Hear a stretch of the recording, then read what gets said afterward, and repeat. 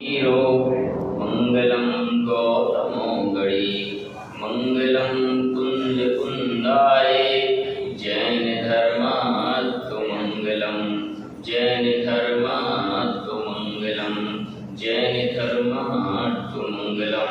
बोले परम 1008 श्री शांतिनाथ भगवान की, बोले 1008 श्री आदिनाथ भगवान की, बोले 1008 श्री चंदा प्रभु भगवान की, बोलो 24 तीर्थंकर भगवान की, परम पूज्य गणाचार्य आचार्य 108 श्री विराट सागर जी महाराज की,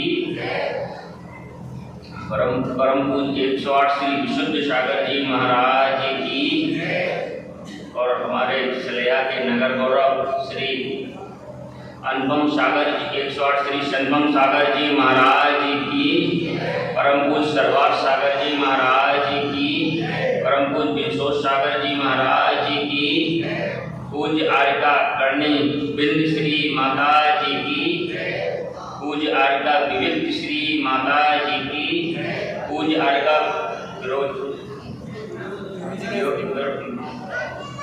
विरोचना श्री माता जी की,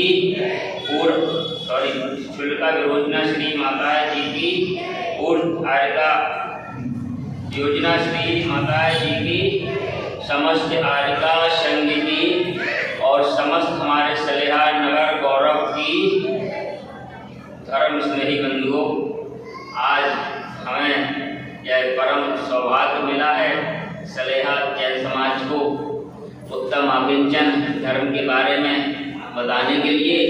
तो सबसे पहले तो हम सलेहा सकल दिगंबर जैन समाज को धन्यवाद देते हैं कि आपने हमें इस लायक समझा, और आज उत्तम आकिंचन धर्म का दिन है और उत्तम आकिंचन धर्म के ये 9वां दिन है, और उत्तम आकिंचन का धर्म का दिन आज अभी तक हमने 8 दिनों में उत्तम क्षमा, मार्दव, आर्जव, सत्य, सोच, संयम, तप और त्याग इसके बारे में सुना और उसके बारे में जाना।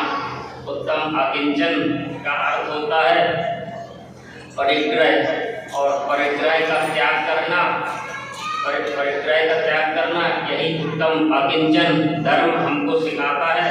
परिग्रह के 2 भेद होते हैं, अभ्यंतर परिग्रह और बहिरंग परिग्रह।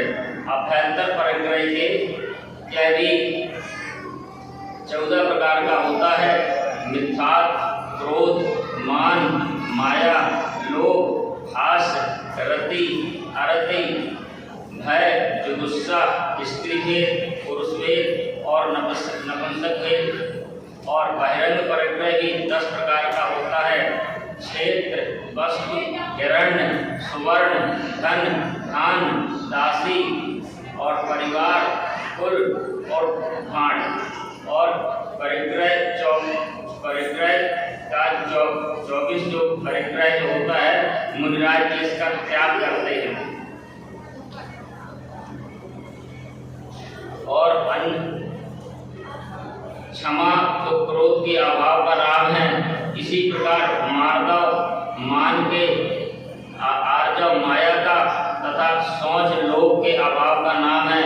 पर आकिंचन धर्म क्रोध, मान, माया, लोभ, आस, रति, अरति, शोक, भय, गुस्सा, स्त्री भेद, पुरुष भेद और नपुंसक आज सभी कसाओं का अभाव है। अतः आकिंचन सबसे बड़ा धर्म है। आज तो हम बाह्य परिग्रह में भी मात्र पैसों को ही परिग्रह माना जाता है। धनादि की ओर से किसी का ध्यान नहीं जाता। किसी भी परिग्रह प्रमाणिक व्यक्ति से पूछिए आपका परिग्रह का परिमाण क्या है, तो वह तत्काल रुपयों पैसों में उत्तर देगा, 1 लाख और 2 लाख। मैं जानना चाहता हूँ, क्या रुपया पैसा ही परिग्रह है और कोई परिग्रह नहीं है? जब धन, धान, क्षेत्र, वस्तु, स्त्री, पुत्रादि बाह्य परिग्रह हैं की भी बात नहीं करता, तो क्रोध, मान, अंतर परिग्रह को कौन पूछता है? यदि रुपए पैसों को ही परिग्रह माने तो फिर देव और नारकियों और तिरंजों को तो परिग्रह होगा ही नहीं। क्योंकि उनके पास तो रुपया पैसा देखने को आता नहीं और उनमें मुद्रा का व्यवहार ही नहीं, उन्हें इस व्यवहार का कोई प्रयोजन नहीं, पर परिग्रह का त्याग तो नहीं है। जिस प्रकार वृक्षों के पत्तों को सींचने से पत्ते नहीं पनपते, वरन जड़ के सींचने से पत्ते पनपते हैं, उसी प्रकार समस्त अंतरंग बहिरंग परिग्रह मिथ्यात्व रूपी जड़ से पनपते हैं। अतः हम चाहते हैं कि पत्ते सूख जाएं तो पत्तों को तोड़ने से कुछ नहीं होगा, नवीन पत्ते निकल आएंगे। पर यदि जड़ काट दी जाए तो फिर समय पाकर पत्ते अपने आप सूख जाएंगे। उसी प्रकार मिथ्यात्व रूपी जड़ को काट देने से बाकी परिग्रह समय पाकर स्वतः ही छूट जाते हैं। यह संसार तो पुण्य पाप का खेल है। यहाँ पर परिग्रह भी और निष्परिग्रह भी हैं। धन संपदा वैभव किसी के पास आता है और किसी के पास से चला जाता है, किसी के पास ठहरता नहीं, टिकता नहीं। इसी के हम आपको एक उदाहरण बताएं। ब्रिटिश शासन सब लोगों ने सुना है, पर आज की इस युवा पीढ़ी ने या जो हमारे बुजुर्ग हैं उन्होंने देखा नहीं है। फिर भी ब्रिटिश शासन, जिनका शासन इतना विस्तार था, जिनके शासन का सूर्यास्त नहीं हो सकता था, पर आज उनका यह वैभव परिग्रह शासन कहाँ चला गया इसका कोई हमें पता नहीं। कौरव पांडव जिस संपत्ति को लेकर लड़े वह संपत्ति कहाँ चली गई? क्या वे अपने साथ कुछ ले गए? भरत चक्रवर्ती की वह अतुल संपदा कहाँ चली गई? यह पता नहीं। सम्राट सिकंदर ने भी समस्त विश्व पर विजय प्राप्त कर लिया, फिर भी अपने साथ कुछ नहीं ले गया। सिकंदर बादशाह ने अनेकों देशों पर आक्रमण करके उनको अपने अधीन किया और उनकी अपार संपत्ति लूटकर अपने देश में ले गया। जब वह मरने लगा तो उसने अपनी लूटी हुई संपत्ति को देखकर उसको बहुत दुख हुआ और इतना धन मैं यहीं छोड़कर जा रहा हूँ,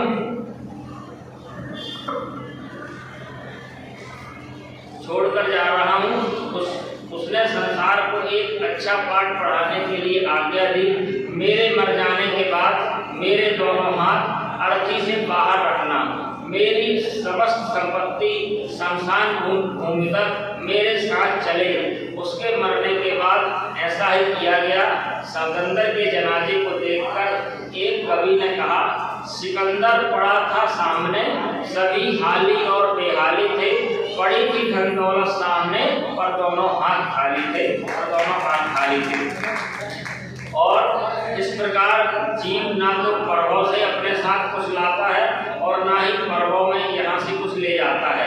अपना शरीर भी यहाँ पर छोड़ जाता है, उसका कमाया हुआ पुण्य और पाप उसके साथ जाता है। मनुष्य जन्म के समय मुट्ठी बांध कर आता है, मानो संसार की वस्तुओं को अपने मुट्ठी में कर लेगा, परंतु ज्यों-ज्यों वह अपनी आयु के समय बिताता है और उसकी मुट्ठी खुलती जाती है। अंत में जब वह मृत्यु का समय आता है, उसकी मुट्ठी बंधने से भी नहीं बनती, अतः अपने आप खुल जाती है। आकिंचन धर्म के लिए आचार्यों ने दृढ़ मात्र का परिग्रह का भी निषेध किया है। आकिंचन स्वयं के विचारों की एक महान शक्ति है। आकिंचन धर्म के भेद विज्ञान कराने में समर्थ है। जिसने आकिंचन धर्म का अवलोकन किया, अनुभव किया, प्रतीत किया, वही धर्म की यथार्थ रूप से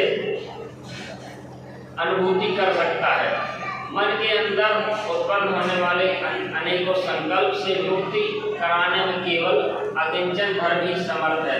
अपरिग्रह और अकिंचन धर्म प्राप्ति के लिए पहली शर्त है मिथ्यात्व का त्याग। जिसने मिथ्यात्व नहीं छोड़ा वह कुछ नहीं कर सकता, उसने कुछ भी नहीं पाया। मिथ्यात्व का कोई अंत नहीं है। मिथ्यात्व से छुटकारा पाना बहुत मुश्किल है। हम अग्रहीत ही नहीं छोड़ पाते, ना तो छोड़ें किंतु ग्रहीत मिथ्यात्व से तो मुक्त होना चाहिए। यदि ग्रहीत मिथ्यात्व छूट गया तो समझो आत्मा की पहली सीढ़ी में कदम रख लिया। जब तक ग्रहीत मिथ्यात्व नहीं छूटेगा तब तक कितना भी धर्म कर लें, वह उस पर भूमि में बीज बोने के समान होगा। आज हम देखते हैं ज्यादा धर्म करने वाले ग्रहित मिथ्या से आकर्षित होते हैं। कुछ व्यक्ति को कुछ तकलीफ हुई, वह एक वैद्य के पास गया। वैद्य ने कहा आपको कब की तकलीफ है? 2-4 दिन में ठीक नहीं हुआ तो वह अपने ग्रह नक्षत्र दिखाने ज्योतिषी के पास चला गया। उसने कहा आपको अमुक ग्रह सता रहा है, अस्वस्थ रहने से कभी उदास पड़ा रहा तो कोई शुभचिंतक कहने लगे आपको तो बहुत घबराहट हो रही है, लगता है किसी ने कुछ करवा दिया है, चलिए किसी तांत्रिक के पास चलते हैं। इस प्रकार अनेक भ्रम बुद्धियों में फंस वह अपने रोग का उचित निदान व उचित इलाज करने में असमर्थ रहा और इसी चक्कर में उसने अपना जीवन ही समाप्त कर लिया। एक जर्मन व्यक्ति ने अपने आदिवासी के क्षेत्र में 3 वर्ष रहकर इस प्रकार के पाखंड व मूर्खता पर विशेष अध्ययन कर जर्मन भाषा में एक पुस्तक लिखी। ढोंगी बोली वाले प्राणियों को भ्रमित करने के लिए भिन्न भिन्न स्वांग रचते हैं। 2-4 लंबे पंख बांधकर गले में भी घुंघरू वगैरह बांधकर जोर जोर से चिल्लाने लगते हैं। मिर्च मिलाकर धुआं उत्पन्न कर दिया जाता है जिससे तथाकथित रोगी चिल्लाने लगता है तो कहते हैं देखो भूत चिल्ला रहा है। फिर उसने पूछते हैं क्यों, क्या अभी भी तुम इसका पीछा नहीं छोड़ोगे? अनेक प्रकार की अनर्गल क्रियाएं करते हैं। पढ़े लिखे लोग भी इनके भ्रम जाल में फंस जाते हैं। तो जब तक मिथ्यात्व का यह भूत नहीं भागता नहीं छूटता तब तक पूजा पाठ में सब निरर्थक हैं। क्या ये तथाकथित भूत वगैरह केवल भारत में ही है? आप ही बताइए, क्या सारे भूत दुनिया में 250 से ज्यादा देश हैं, क्या 250 देशों में भूत होना चाहिए ना? क्या कभी आपने सुना है कि अमेरिका में कोई भूत आया या अमेरिका ने जापान में कभी कोई भूत के डर से कोई एक कार्य करा रहा है? लेकिन ज्यादातर हमने सुना है कि भूत या जो सब होते हैं ये सब हिंदुस्तान में ही कहीं किसी कोने में, जापान में, जर्मनी में नहीं। क्या सारे भूत भागकर हिंदुस्तान में ही आ गए हैं? हिंदुस्तान से क्या कहीं जा नहीं सकते हैं? आश्चर्य है, इतना धर्म पढ़ते हैं, इतने बड़े त्यागी बने, आध्यात्मवादी विद्वान कहलाए और इस प्रकार के मिथ्या से झगड़े हुए हैं। इससे ज्ञात होता है कि सबसे बड़ा परिग्रह मिथ्यात्व है, सबसे बड़ा भूत मिथ्यात्व है। जब तक मिथ्या से छुटकारा नहीं पाएंगे तब तक आकिंचन धर्म जीवन में नहीं आ सकता। आचार्य श्री कहते हैं मनुष्य की आशाएं जैसे जैसे पूर्ण हो जाती हैं वैसे वैसे इसकी इच्छाएं बढ़ जाती हैं, कभी विराम नहीं लेती। इसलिए मनुष्य को चाहिए वह अपनी आकांक्षाओं पर सीमा बनाकर अकिंचन धर्म का पालन करे। आचार्य कुंद जी महाराज ने समय सार ग्रंथ में लिखा आशाओं की कोई सीमा नहीं होती, परिग्रह का कोई अंत नहीं होता, तथापि मनुष्य अहोरात्र परिग्रह से पीछे भौतिक वस्तुओं के पीछे दौड़ रहा। आचार्य गुणभद्र स्वामी ने आत्मानुशासन नामक ग्रंथ में मनुष्य की आकांक्षाओं पर बहुलता का वर्णन किया। आशा रूपी गड्ढा प्रत्येक प्राणी के भीतर स्थित है जिसमें विश्व परमाणु के बराबर प्रतीक होता है। फिर उसमें किसके लिए क्या है और कितना आ सकता है, अर्थात नहीं के समान कुछ आ सकता। हे बब्बे जी को तुम्हारी उन विषयों की अभिलाषा व्यर्थ है, अर्थात प्रत्येक प्राणी की तृष्णा उतनी अधिक बढ़ी हुई है। समस्त विश्व की संपत्ति भी यदि उसे प्राप्त हो जाए तो वह तृष्णा कभी शांत नहीं हो सकती।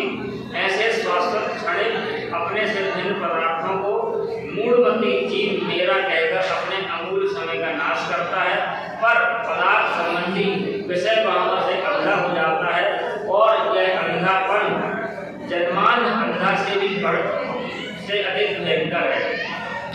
विषयों से मुक्त रहने के लिए जिसकी विवेक बुद्धि नष्ट हो चुकी है ऐसा प्राणी लोक प्रसिद्ध अंधे से भी महान अंधा है, क्योंकि अंधा प्राणी तो केवल चक्षु के द्वार नहीं जान पाता परंतु कृष्णांध अंधा मनुष्य इंद्रिय मन आदि से किसी के द्वारा भी वस्तु स्वरूप को नहीं जान पाता, इसलिए वह अन्न को अपना मान बैठा है। जब तक यह जीव इस ममत्व बुद्धि को नहीं त्यागेगा तब तक आकिंचन धर्म को नहीं पाएगा। इसी बात को आचार्य अकलंद स्वामी ने राजवर्तित में कहा है, यह मेरा है। इस प्रकार की अभिसंधि का त्याग करना आकिंचन है। यह धन संपत्ति सारी की सारी यही छूट जाएगी, कुछ भी साथ नहीं जाएगी। बड़े बड़े चक्रवर्ती राजा महाराजा सब खाली हाथ चले गए, कोई भी अपने साथ एक सुई तक नहीं ले गए। इसी संबंध में रूस के एक महान लेखक और चिंतक टॉलस्टॉय की एक कहानी, एक आदमी को कितनी जमीन चाहिए, उनकी एक कहानी का नाम है आदमी को कितनी जमीन चाहिए। रूस के ये महान लेखक हैं, इन्होंने आदमी को कितनी जमीन चाहिए, बड़ी ही प्रेरणादायक है। एक किसान था, उसके पास जमीन थोड़ी सी थी और कुटुंब बहुत बड़ा था। बेचारा एक दिन रात हैरान रहता। संयोग से एक दिन उसके घर में एक सौदागर आया, मित्र आया। किसान ने उसे अपनी समस्या से अवगत कराया। मित्र कहता है कि कुछ दूरी पर एक जमींदार रहता है, उसके पास बहुत सारी जमीन है और वह जमीन गरीबों को दान देता है। यह सुनकर किसान बड़ा ही खुश हुआ, मन ही मन में सोचने लगा कि इतने समय में तो मैं मीलों सोचने लगा कि क्यों ना मैं जमींदार के पास जाऊं और जमींदार के पास जाके उनसे याचना करूं और शायद जमींदार खुश होकर जमीन दे दें। तो गया उनके पास, मन ही मन में सोचने लगा जितना जमीन देंगे तो मैं नाप लूँगा और माला माल हो जाऊँगा, अपने बाल बच्चों को साथ बड़े आराम से जिंदगी बिता दूँगा। मित्र के जाते ही वह जमींदार के लिए कुछ उपहार लेकर वहाँ गया और पहुँचा, जमींदार से मिला। जमींदार ने अपनी एक शर्त रखी, जमींदार उससे मिलकर खुश हो गया और उसने जमींदार ने एक शर्त रखी, उसी के अनुसार किसान अपने घर वापस आ गया। किसान ने वह दिन और रात जब घर वापस आ गया तो वह दिन और रात बड़ी मुश्किल से काटी और दूसरे दिन भोर होते ही पहले ही जमींदार के साथ लेकर पहाड़ी पर पहुंच गया। ज्यों ही सूर्य निकला और वह चल दिया। 2 कदम चलते ही वह सुनहरे भविष्य के सपने में ऐसा खो गया कि समय का उसे ध्यान ही नहीं रहा। अचानक उसकी निगाह आसमान की ओर गई और उसने देखा सूरज सिर पर आ गया है और आधा दिन गुजर गया। अभी तो मुझे 3 दिशाएं पार करनी है। वह मन ही मन में बुदाया और दूसरी दिशा में मुड़ता हुआ कि उसने सामने एक हरा भरा बाग आ गया, उसे इसे छोड़ना भूलता होगी। उसने सोचा और भी अपने घेरे में ले लिया जाए। अब वह दूसरी दिशा में मुड़ा और उसने अपनी रफ्तार तेज कर ली। बढ़ते बढ़ते उसने पाया कि सूरज उतार पर है। जैसे उसने तीसरी दिशा में मुड़ने का इरादा किया, उसे एक तालाब दिखाई दिया। बिना पानी की खेती बाड़ी कैसे होगी, यह सोचकर उसने तालाब को घेरा और अभी 2 दिशाएं बाकी थी। उसने जूते उतार दिए और लवातस उतार कर फेंका। जैसे तैसे उसने तीसरी दिशा पार कर ली और उसके पैर जवाब दे गए। उसने हिम्मत जुटाई और आगे बढ़ा। सूरज डूब रहा था। वह अपने स्थान पर और थोड़ी दूर पर गया जहाँ जमींदार उसके आदमी खड़े थे और चिल्ला कह रहे थे, आओ जल्दी आओ। तभी सूरज पहाड़ी के पीछे दिखाई दे रहा था। किसान ने आखिरी जोर लगाया और अपने गंतव्य स्थान पर न पहुंच पाया और उसके पहले वह गिर गया, जिसके उसके प्राण फकीर हो गए। उसने इतनी आपाधापी की लेकिन अंतर्गत तक 6 फुट जमीन उसके काम आई। जब लोगों ने देखा कि उसी स्थान पर उसका संस्कार किया और एक पत्थर पर लिख दिया कि 6 फुट जमीन के लिए यह किसान पूरा दिन दौड़ा। कुछ भी नहीं है तेरा, 2 गज जमीन है तेरी, मिल जाए वो भी तुझको, ये भी नहीं है जरूरी, ये भी नहीं है जरूरी। सभी लोगों को पता है कि किसी किसी को ये 6 फुट जमीन 2 गज जमीन ही नहीं मिलती। किसी को कब किसी का अवसान हो जाए किसी को पता नहीं। हमारे अभी जीवन में देखते देखते इतने बड़े उदाहरण आए। गुजरात में भूकंप आया, इसके बाद जबलपुर में भूकंप आया, सुनामी आई। एक बहुत बहुत महत्वपूर्ण उदाहरण है जिसको देखकर हम सभी को और देखना चाहिए कि आज हम जो ये लड़ रहे हैं किसकी ज़मीन है, न किसी का घर है, न किसी की ज़मीन है, न घर किसी का परिवार है। सभी लोग मोह माया में पड़े हुए हैं और इस मोह माया को छोड़ नहीं पा रहे हैं। हम सभी से आचार्य श्री प्रमाण सागर जी महाराज ने कहा था जो ये धन है दौलत है ये रखो, सब ग्रस्त को जरूरी है, क्योंकि ग्रस्त बिना धन और दौलत के नहीं रह सकते।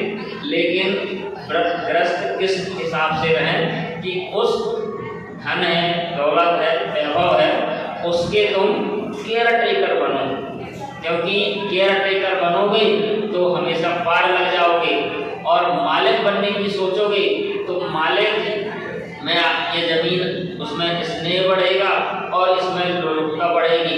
इसलिए हमेशा केयर टेकर बनो और केयर टेकर हमेशा बने रहोगे तो हमेशा उसमें पार लग जाओगे। और केयर टेकर यदि नहीं बनोगे तो पार नहीं हो पाओगे। नारायण कृष्ण ने गीता में कहा था तुम अपने साथ क्या लेके आए हो और क्या लेके जाओगे। जो धन है दौलत है यह भी तुम्हारी नहीं है और जिस धन का तुम अभिमान कर रहे हो वह भी तुम्हारे धन भी तुम्हारे साथ नहीं जाएगा। आप अकेला अकेले और मरे अकेला होए और तुलसी इस संसार में साथी सगा न होए। और हम सभी से यही कहना चाहेंगे आकिंचन के बारे में। हम ये नहीं कहते हैं कि सभी ग्रस्त अपना सब कुछ छोड़ दें, लेकिन जितना हो सके उसको कम करने की कोशिश करिए। और यही आकिंचन धर्म हमको सिखाता है। और आकिंचन धर्म जो हमें हमेशा 10 लक्षण में सुनते आए हैं और सभी कुछ सीखते आए हैं और सभी को सीखना भी चाहिए। लेकिन जितना हो सके आचार्य श्री कहते हैं यदि व्यर्थ में हम सोचते हैं कि हम कुछ न कुछ क्या छोड़ना चाहिए, अनावश्यक की चीज़ें हैं जिसको हम अपने सिर में ले लिए। आज हम चाहते हैं कि हमको विदेश नहीं जा पाना या हमें विदेश की यात्रा नहीं करनी या साल भर में एक यात्रा करनी है, तो हम ये तो छोड़ सकते हैं ना कि हम विदेश की यात्रा का त्याग है। जब जाएंगे तो ले लेंगे, तो जब तक नहीं जाते विदेश की यात्रा का त्याग है। हम ये तो ले सकते हैं कि चलो हम अगस्त के महीने में मध्य प्रदेश से बाहर नहीं जाएंगे, तो कम से कम भारत के बाकी शेष जो राज्य हैं उस राज्यों का अपन को उसकी दोष तो नहीं लगेगा। ये हालांकि ग्रस्त छोटे छोटे हैं, आज हम और नहीं ले सकते हैं जाने का, तो हम ये ले सकते हैं चलो हमारे घर में 100 जोड़ी कपड़े हैं, पूरे दुनिया में इतने सारे कपड़े, उनका तो अपन को बोझ नहीं लगेगा। हम नियम ले लें भाई 2-5 जोड़ी नहीं 100 जोड़ी का नियम ले लें कि हम 100 जोड़ी अपने घर में रखेंगे, इतना तो ले सकते हैं। और हम 10 आदमी जूता चप्पल 10 जोड़ी रखता 20 जोड़ी रखता, आप 50 जोड़ी का रख लो कि हम 50 जोड़ी जूता चप्पल अपने 1 साल में पहनेंगे। 50 जोड़ी हलाई हुई पहन नहीं पाता, उतना बाकी का फर्क रहेगा तो त्याग कर सकते हैं अपन। हम कहते धन दौलत की कोई सीमा नहीं होती है, लेकिन कुछ चीज़ें ऐसी हैं जिनका हम त्याग कर सकते हैं। हम महिलाएं से भैया ये कह सकते हैं चलो भाई ज़्यादा नहीं, आप 2 किलो सोना का रख लो, 2 किलो सोना रख लोगे 10 किलो चांदी रख लेंगे, बाकी हमारा त्याग है। हम अपने घर में 2 किलो सोना से ज़्यादा नहीं पहनेंगे, 10 किलो चांदी से ज़्यादा नहीं रखेंगे, इतना तो कर सकते हैं ना भाई, ज़्यादा नहीं कर सकते। आदमी है भैया हम 10 अंगूठी रख लेंगे, भले आदमी 2 अंगूठी ना पहने, इतना तो आकिंचन धर्म सिखाता है कि हम कुछ कर ले। और इसी सब भावना के साथ मैं अपनी वाणी को विराम देता हूँ। जब बोले आकिंचन धर्म में की